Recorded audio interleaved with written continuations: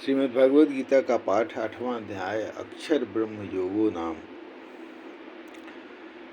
गीता जी में 8वां जो अध्याय है उसको अक्षर ब्रह्म योग कहा जाता है। इसमें आज 11वां से 20 श्लोक तक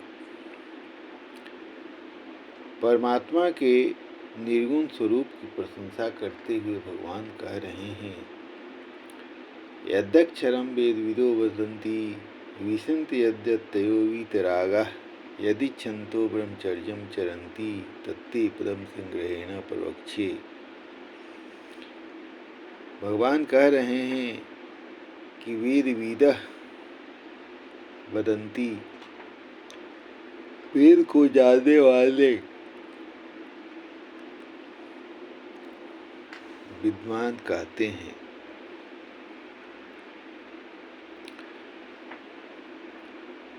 वेद को जानने वाले विद्वान जिस सच्चिदानंद घन परम पद को अविनाशी कहते हैं, आसक्ति रहित सन्यासी महात्मा जन जिसमें प्रवेश करते हैं और जिस परम पद को चाहने वाले ब्रह्मचारी लोग ब्रह्मचर्य का आचरण करते हैं, उस परम पद को मैं तेरे लिए संक्षेप से कहूँगा।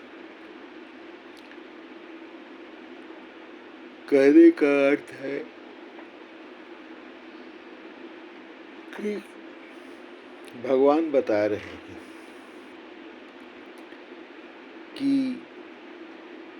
वेद को जानने वाले विद्वान जिस सच्चिदानंद घन परमेश्वर को अक्षर कहते हैं, जो नाश नहीं होने वाला है, उसको अक्षर कहा जाता है। और वीतरागा जिसकी आसक्ति नष्ट हो गई है, ऐसे यत्नशील सन्यासी महात्मा जन जिसमें प्रवेश करते हैं, जो इच्छा रहित महात्मा हैं, सन्यासी हैं, वे लोग ब्रह्म की ही साधना करते हैं। और जिस ब्रह्म को चाहते हुए ब्रह्मचारी लोग ब्रह्मचर्य का पालन करते हैं कि मुझे ब्रह्म का सौभाग्य मिलेगा, उस पद को हम संक्षेप में तुम्हारे लिए कह रहा हूँ। तो अंतकाल में योग धारणा की विधि से निर्गुण ब्रह्म के जप ध्यान का प्रकार एवं उसके फल का वर्णन कर रहे हैं।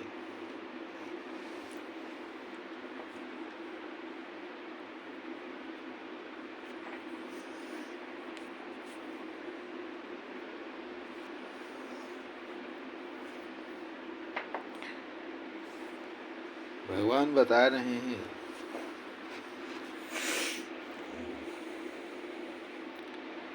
सर्वद्वाराणि संयम्य मनोहृदि निरुध्य च मूर्धान्याध्यात्मनः प्राणमाविष्ठो धारणाम् ओम इत्येकाक्षरं ब्रह्म व्याहरन् मामनुस्मरन् यः प्रयाति तदन्यहं स याति परमां गतिम्। सब इंद्रियों के द्वारों को रोककर तथा मन को हृदय में स्थिर करके फिर जीते हुए मन के द्वारा प्राण को मस्तक में स्थापित करके परमानंद संबंधी योग धारणा में स्थित होकर के जो पुरुष ओम इस एक अक्षर रूप ब्रह्म को उच्चारण करता हुआ और उसके अर्थ स्वरूप वही ब्रह्म का चिंतन करता हुआ शरीर को त्याग कर जाता है, वह पुरुष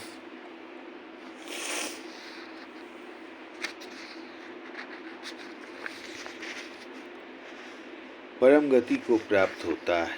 भगवान बता रहे हैं कि कैसे मनुष्य जो है साधना करता है। तो सर्वद्वाराणि संयम्य, जितनी इंद्रियां हैं उतनी ही शरीर के द्वार कहे गए हैं। तो सभी इंद्रियों को जब बस में कर लिया जाता है तो मन के जितने भी द्वार हैं सब बंद हो जाते हैं। भगवान बता रहे हैं कि शरीर के सभी द्वारों को, यानी इंद्रियों के सभी द्वारों को, इंद्रियों के सभी उद्देश्य, सभी भोग के विषयों को रोक करके तथा मन को हृदय में स्थापित करके और प्राण को मस्तक में स्थापित करके, प्राणम मूर्धनिम आधाय, प्राण को मस्तक में स्थापित करके परमात्मा संबंधित योग धारण में स्थित होकर, आत्मनः योग धारणम आस्थितः, परमात्मा संबंधी योग धारण में स्थित होकर जो पुरुष ओम इति एक अक्षरम ब्रह्म, ओम शब्द ब्रह्म के लिए आया है, इस प्रकार जो उच्चारण करता हुआ व्यक्ति ईश्वर के निर्गुण स्वरूप का स्मरण करता हुआ जब देह को त्यागता है, तब वह पुरुष ब्रह्म को प्राप्त करता है। उसे ब्रह्म का स्वरूप मिलता है। और फिर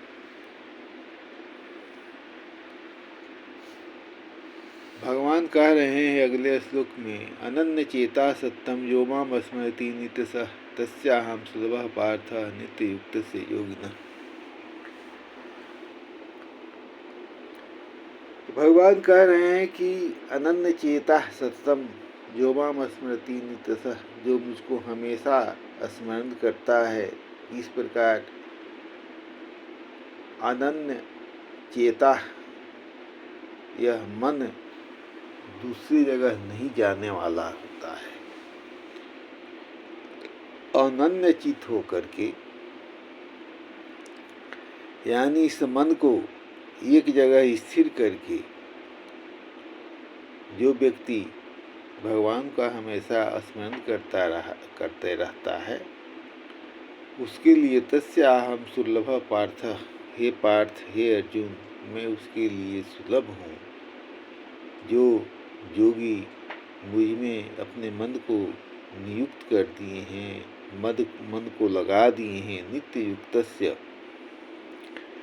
नित्य निरंतर मुझ में युक्त हुए योगिनः, योगी के लिए अहम सुलभ, मैं सुलभ हूँ। आगे के श्लोक में भगवान बता रहे हैं, माम उपेत्य अपनः जन्म दुःखालयम् अशाश्वतम् नाप्नुवन्ति महात्मानः संसिद्धिं परमां गतः। परम सिद्धि को प्राप्त महात्मा जन मुझको प्राप्त होकर दुखों के घर एवं क्षण भंगुर पुनः जन्म को नहीं प्राप्त होते हैं। अशाश्वतम पुनः जन्मम न आपनुवन्ति। जब मन संसार से अलग हो जाता है और भगवान में लग जाता है, शरीर में, मन में किसी प्रकार की इच्छाएं नहीं रह जाती हैं, तो भगवान का दर्शन होता है। और भगवान कह रहे हैं कि तब माम उपेत्य, मुझको प्राप्त करके,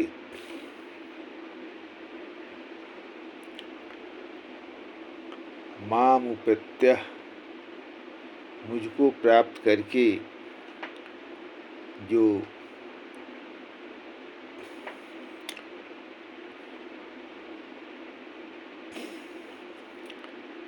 माम उपेत्य पुनः जन्यम दुःखालयम् अशाश्वतम, दुःखालयम् अशाश्वतम, जो क्षणभंगुर दुखों का ये घर है। मुझको प्राप्त होकर के पुनः जन्म को नहीं प्राप्त होते हैं। पुनः जन्म न आपनोति, पुनः जन्म को नहीं प्राप्त होते हैं। भगवान बता रहे हैं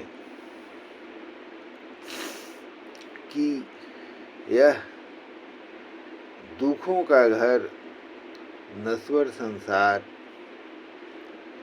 जब जीव मुझको प्राप्त कर लेता है तो बार बार जन्म लेने की समस्या से दूर हो जाता है और वो मुझको ही प्राप्त होता है।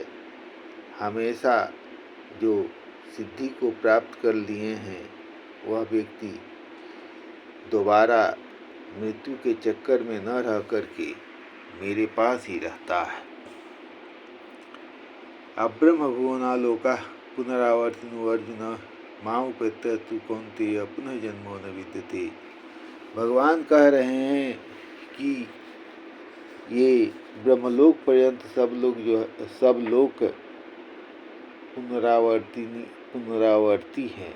पुनरावर्तिनः ब्रह्म भुवना लोका पुनरावर्तिनः। हे अर्जुन, ब्रह्मलोक तक यह सब लोका, ब्रह्मलोक तक जितने लोक हैं सभी पुनरावर्तिन हैं। आदमी सुकर्म करता है, उसका पुण्य भोगने के लिए स्वर्ग जाता है और फिर वापस लौट के आ जाता है। भगवान यही कह रहे हैं कि माम उपेत्य तु कौन्तेय पुनः जन्म न विद्यते। हे अर्जुन, मुझको प्राप्त करके मनुष्य दोबारा जन्म नहीं भोगता है, उसको दोबारा जन्म नहीं होता है।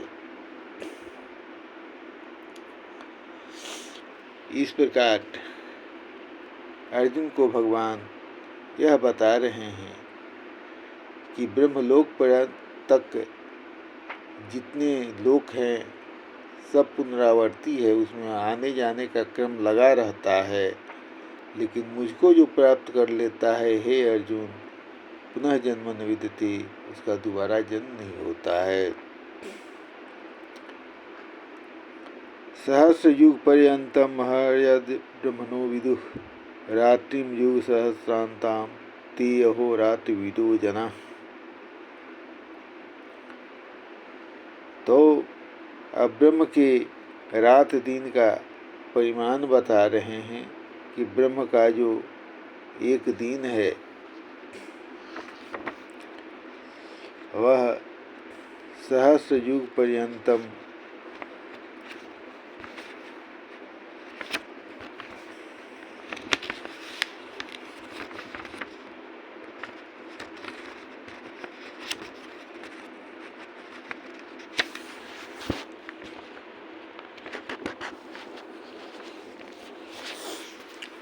ब्रह्म का जो 1000 चतुर्युग का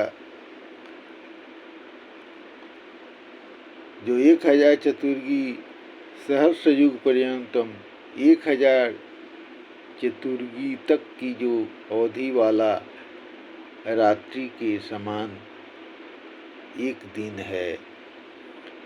1000 चतुर्गी तक का जो अवधि वाला जो पुरुष तत्व से जानते हैं वे योगी जन काल के तत्व को जानते हैं। अव्यक्ताद् व्यक्तयः सर्वाः प्रभवन्त्यः रागमे रात्रागमे प्रदीयन्ते तत्रैवाव्यक्त संज्ञके। संपूर्ण चराचर भूत ग्राम ब्रह्म के दीन के प्रवेश काल में अव्यक्त से अर्थात ब्रह्म के सूक्ष्म शरीर से उत्पन्न होते हैं और ब्रह्म की रात्रि के प्रवेश काल में उस अव्यक्त नामक ब्रह्म के सूक्ष्म शरीर में ही प्रलीन हो जाते हैं। भगवान कह रहे हैं कि जैसे सुबह में सभी लोग उठते हैं उसी तरह से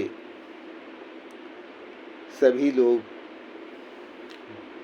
युग का जब शुरुआत होता है तब ब्रह्म से उत्पन्न होते हैं और जो रात्रि में सभी लोग सो जाते हैं, उसी प्रकार से वो ब्रह्म में युग का अंत होने पर ब्रह्म में मिल जाते हैं। यही बात बताई गई है यहाँ पर कि जितने प्राणी हैं, जैसे सुबह में उठते हैं, रात को सो जाते हैं, वैसे ही ब्रह्म के दिन के प्रवेश काल में अहरागमे लोग जन्म लेते हैं, ब्रह्म से ही जन्म लेते हैं, और ब्रह्म के सोने पर, युग का अंत होने पर उसी में लीन हो जाते हैं। भूतग्रामः स एवायं भूत्वा भूत्वा पलीयते, रात्र्यागमे अवसः पार्थ प्रभवत्यः रागमे। हे पार्थ, वहीं यह भूत समुदाय उत्पन्न होकर प्रकृति के बस में हुआ रात्रि के प्रवेश काल में लीन होता है और दिन के प्रवेश काल में फिर उत्पन्न होता है।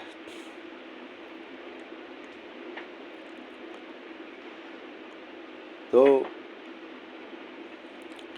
भगवान कह रहे हैं कि हे अर्जुन, यही वह भूत समुदाय है जो उत्पन्न हो करके प्रकृति के बस में हुआ, रात्रि के प्रवेश काल में लीन होता है और दिन के प्रवेश काल में फिर उत्पन्न हो जाता है। तो जैसे दिन में लोग जग जाते हैं, उसी प्रकार के ब्रह्म से सभी लोग उत्पन्न हो जाते हैं, और रात्रि में जैसे सो जाते हैं, वैसे ही युग का जो अंत होता है, कल्प का जो अंत होता है, उसमें सभी लोग फिर से सो जाते हैं और फिर उत्पन्न अरागमे प्रभवति। जब युग का शुरुआत होता है तो फिर लोग उत्पन्न हो जाते हैं। प्रहतस्मातु भाव अन्यो अव्यक्तो अक्षरा सनातनः यः सर्वेषु भूतेषु नश्यत्सु न विनश्यति। परंतु उस अव्यक्त से भी अति परे दूसरा अर्थात विलक्षण जो सनातन अव्यक्त भाव है, वह परम दिव्य पुरुष सब भूतों के नष्ट होने पर भी नष्ट नहीं होता है।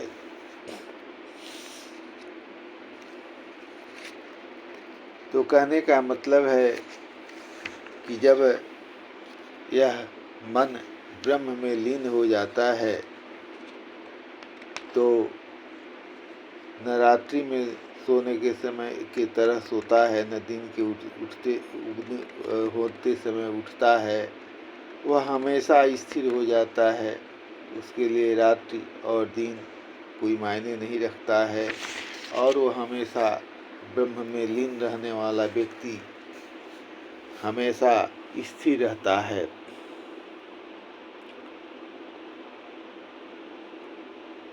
अव्यक्तो अक्षरः युक्तः तमाहु परमां गतिं यं प्राप्य निवर्तन्ते तद्धाम परमं मतिम्।